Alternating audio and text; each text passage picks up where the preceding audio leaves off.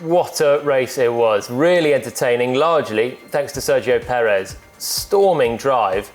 And when the Ferraris collided, Perez was actually pretty much plumb last. He had to take huge avoiding action from that incident. And by the end of the race, he's attacking for 4th place on Alex Albon. But let's have a little quick look how he got there, because there's some really sensational moves in here. The first one is on Lando Norris. This is the first part of the race. And he's coming up to turn 3. If I pause it there, he's so far back. This is pretty much the exact role reversal of what happened last week. Norris got his podium by passing Perez at this corner. Leclerc also passed Perez at this corner with a pretty audacious lunge. Well, how's this for an audacious lunge? Super far back, super committed, bit of a lock-up on the right front, makes the corner on the exit. Seriously, fair play. He's absolutely sent the lunge of all lunges, really. Huge commitment. But he's made it stick, no contact, fair move, and place gain for Perez. So the next thing for him is he goes a little bit longer into the race, and he actually has a slightly slow pit stop when he does pit, which puts him right into the path of Carlos Sainz. 3.7 seconds pit stop for Perez was disappointing really for Racing Point. They probably thought he'd be ahead of Sainz, but actually only because Sainz had an even slower pit stop himself in the McLaren. So Sainz is on the back foot, suddenly he's got a playmate back there, and they have a nice fight on Perez's outlap. Perez defends turn 3, then Sainz gets the inevitable switchback. And this overtake was pretty much trademarked. Down towards turn 4, opened the DRS, and here there wasn't a lot Perez could do.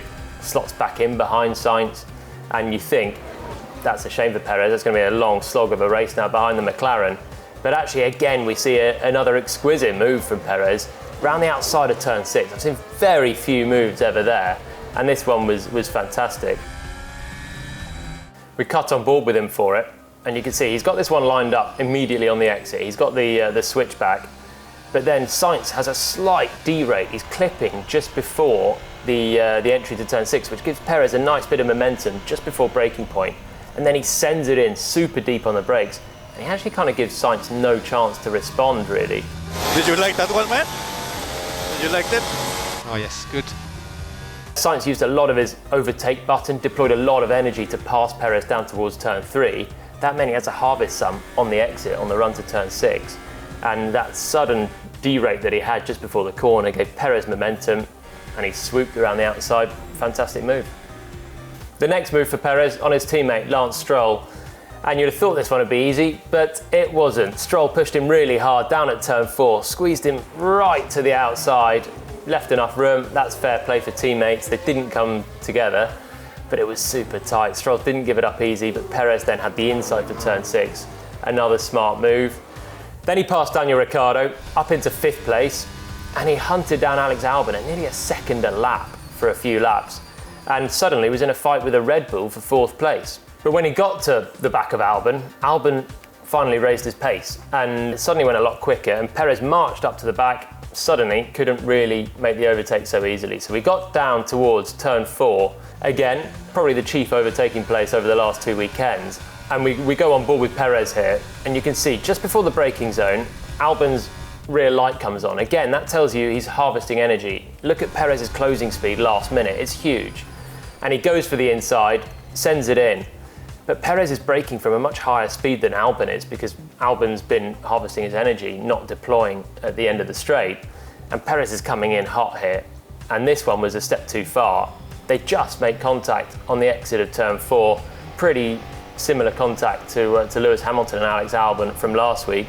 But this time Albon gets away with it and Perez doesn't. He damages his front wing, ultimately falls to 6th place on the final corner. If we compare it with Lewis Hamilton's incident, there's huge similarities. It's the same corner against the same driver, and the incident happens in almost an identical way. If we look at Perez, he comes in, he's understeering, same as Hamilton, and he actually gets a little bit further around the corner. If I pause it at the point of contact, you can see the front of the car is pointing just slightly to the left of that orange part of the Armco barrier in the distance. And the contact, crucially, again, you look at the left front and the right rear of Albon, it's lateral, it's side by side on the tyres. It's enough just to snag the front wing of Perez, but it's not enough critically to spin Albon around. And look where Albon is, he's right on the outside because he's a little bit further around the corner. If we now compare again with Lewis Hamilton's collision from last week, were pretty much the same into the corner, but Hamilton's just got a tiny bit more understeer, presumably hard tyres, less grip. And if I pause it again at the point of contact, look now, back at that orange marker on the end of the Armco, Hamilton's nowhere near as turned as Perez. He's hit Albon much earlier in the corner, and that has caused the tyres to hit in a sort of longitudinal way, where Albon is sort of driven into the to the left front of Hamilton. They've overlapped, and that has pitched Albon into a spin, and that has got Lewis Hamilton a 5-second penalty. Hamilton escaped unscathed. Perez didn't escape unscathed. I imagine in this incident this weekend, if Perez had spun Albon around and continued unscathed himself, I imagine it would be a similar penalty. But because Albon carried on fine to fourth, Perez took the natural penalty in a damaged front wing, I imagine that was the difference here. We're also going to have a look at the Ferrari incident and where they go from here, plus the Ricciardo Stroll incident and why I'm not sure the stewards got that one right. Watch more on F1 TV.